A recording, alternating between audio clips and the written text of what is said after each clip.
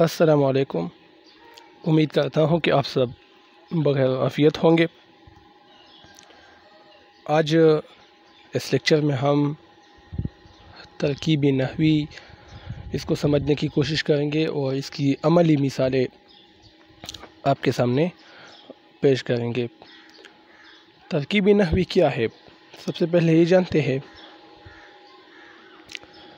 जुमला और जुमले के अंदर अल्फाज की तरतीब और उन अल्फाज का आपस में क्या ताल्लुक़ है, इसको तरकीब नहवी कहते हैं।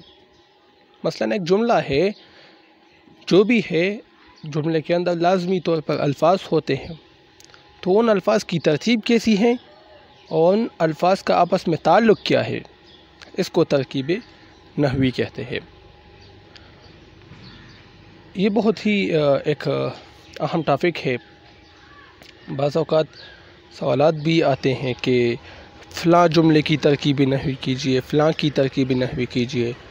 तो आज हम समझते हैं कि आप तरकीब नहवी कैसे करेंगे। तो ये एक जुमला मैंने लिखा है, ज़ैद बीमार हैं। एक जुमला है, ज़ाहिर है मुकम्मल जुमला है।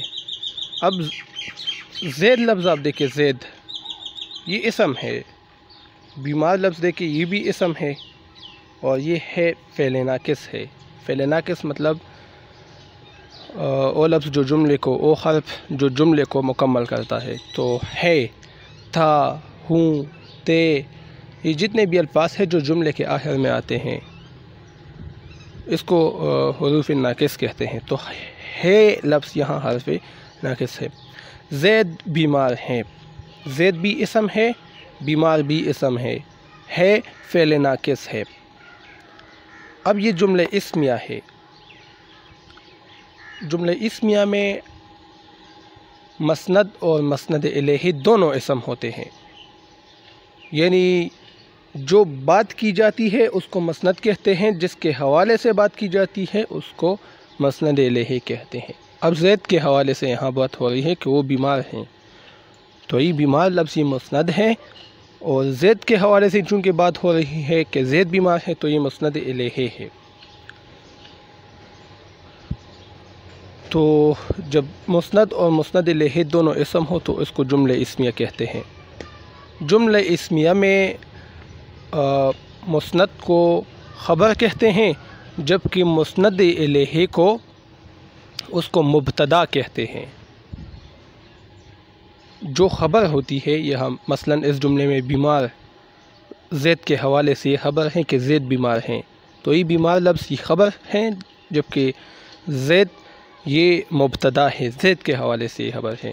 तो ये मुब्तदा, ये ख़बर, ये फ़ेल नाक़िस, तो ये क्या हुआ, ये इसकी तरकीब नहवी कहलाती है। इसी तरह एक और मिसाल मैंने यहाँ पर लिखी है। अब ये मिसाल देखें, फ़याज़ का भाई बाग़ में मौजूद था। अब यहाँ आप दिमाग से काम लेंगे। फ़याज़ का भाई, ये देखें, ये अब एक मरकब है। मरकब कहते हैं जब दो या दो से ज़्यादा अल्फाज आपस में मिल जाते हैं, उसको मरकब कहते हैं। जब अलहदा हो, एक हो, तो इसको फिर लफ्ज़ कहते हैं। जब अल्फाज आपस में मिलते हैं, दो या दो से जितने भी ज़्यादा हो, तो उसको मरकब कहते हैं। तो फ़याज़ का भाई ये एक मरकब है और मरकब इज़ाफ़ी है। क्यों मरकब इज़ाफ़ी है? क्योंकि इसके बीच में खा लफ्ज़ आया है। का, के, की जब बीच में आए तो उसको फिर मरकब इज़ाफ़ी कहते हैं।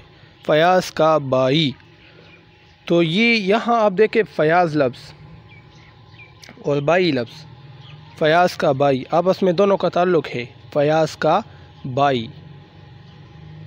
तो बाई जो है ये मुज़ाफ़ इसको कहते हैं। क्या? मुज़ाफ़, इसको मुज़ाफ़ कहते हैं। फ़याज़ का तो फ़याज़ मुज़ाफ़ इलैही, मज़ाफ़ और मज़ाफ़ इलैही के मजमूए को मरकब इज़ाफ़ी कहते हैं। तो इसमें एक मज़ाफ़ है बाई, दूसरा मज़ाफ़ इलैही है फ़याज़। तो ये दो अल्फाज जो हैं और बीच में खा लफ्ज़ भी आया है, तो ये मरकब इज़ाफ़ी कहलाएगा। तो बाई लफ्ज़ मज़ाफ़ है, फ़याज़ मज़ाफ़ इलैही, और का ये हर्फ़ इज़ाफ़त हैं। ٹھیک، تو یہ آپ لکھیں گے اس پر باغ میں۔ اب یہ میں لفظ دیکھے، یہ حرف جار ہے، کیا ہے؟ حرف جار، میں سے پر تک کو یہ حرف جار کہلاتے ہیں، اور اس کے ساتھ جو لفظ آیا ہے اس کو مجرور کہتے ہیں، جار اور مجرور، ٹھیک ہے؟ تو میں لفظ جار، باغ مجرور، یہ آپ اس طرح لکھیں گے۔ جب آپ کو کوئی جملہ دے دے کہ اس کی ترکیبی نحوی کرے تو اس کے سامنے آپ یہ لکھیں گے کہ یہ جار ہے، یہ مجرور ہے، یہ مضاف ہے، یہ مضاف الیہ ہے، یہ حرف اضافت ہے، ٹھیک ہے؟ موجود دیکھے، اب یہ خبر ہیں، ٹھیک ہے؟ خبر فیاض کے بائی کے حوالے سے یہ خبر ہے کہ وہ موجود تھا باغ میں، اور یہ تا دے کے جملے کے آخر میں ہے، جملہ اس نے مکمل کیا ہے تو یہ فعل ناقص کہلائے گا، ٹھیک ہے؟ کیا کہلائے گا؟ ناقص فعل ناقص۔ تو اب یہاں آپ دیکھیں فیاض کا بائی، یہ تو اب ایک مرکب ہے، مرکب اضافی، جس میں بائی مضاف ہے اور فیاض مضاف الیہ کا حرف اضافت، باغ میں یہ جار مجرور ہیں، میں جار، باغ مجرور، موجود خبر ہیں فیاض کے بائی کے حوالے سے، تا فعل ناقص ہے، یعنی فیاض کا بائی باغ میں موجود تھا۔ تو یہ جملہ آپ دیکھیں، یہاں کوئی فعل نہیں ہے، خبر جو لفظ ہے موجود، یہ ایک خبر ہے فیاض کے بائی کے حوالے سے، فعل تو نہیں ہے، تو یہ کیا ہوا؟ یہ جملہ اسمیہ ہوا۔ کیوں؟ فیاض کا بائی یہ بھی اسم ہے، جبکہ مبتدا جو اس سے پہلے ہم نے بات کی یہ اسم ہے مبتدا، اور خبر دے کے موجود یہ بھی اسم ہے، تو جب دونوں اسم ہیں تو یہ جملہ اسمیہ کہلائے گا۔ اب ایک اور مثال کی طرف ہم جاتے ہیں۔ عادل سبق پڑھتا ہے، عادل سبق پڑھتا ہے، تو عادل اسم ہے، سبق یہ بھی اسم ہے، پڑھتا فعل ہے فعل ناقص ہے۔ اب یہاں دیکھیں عادل جو مبتدا ہے وہ اسم ہے، لیکن اب یہاں پڑھتا یہ کوئی خبر نہیں ہے بلکہ فعل ہے، پڑھنا فعل ہے، تو سبق یہ مفعول ہے۔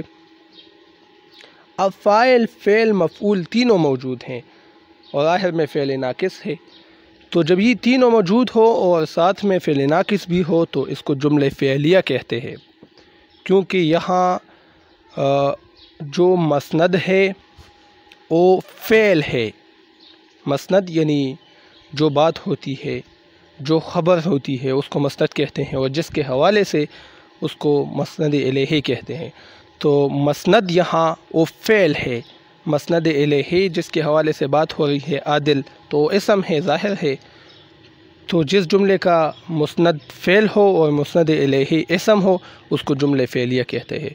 تو یہ ہم نے ترکیب نحوی کی۔ آپ یہاں لکھیں گے فاعل، جب جملہ فعلیہ ہو تو جملہ فعلیہ میں جو مسند الیہ ہوتا ہے اس کو فاعل کہتے ہیں، جو مسند ہوتا ہے اس کو فعل کہتے ہیں، اور آخر میں فعل ناقص ہے، اور یہ جو سبق ہے جس پر کام ہوتا ہے یعنی سبق پڑھتا ہے تو یہ مفعول کہلائے گا۔ تو فاعل، فعل، مفعول تینوں موجود ہیں اور فعل ناقص بھی ہیں، تو یہ جملہ فعلیہ کہلاتا ہے۔ تو یہ آج کا لیکچر تھا ترکیب نحوی کے حوالے سے۔ اگر کوئی سوال ہو تو آپ کمنٹ سیکشن میں پوچھ سکتے ہیں۔ اللہ حافظ۔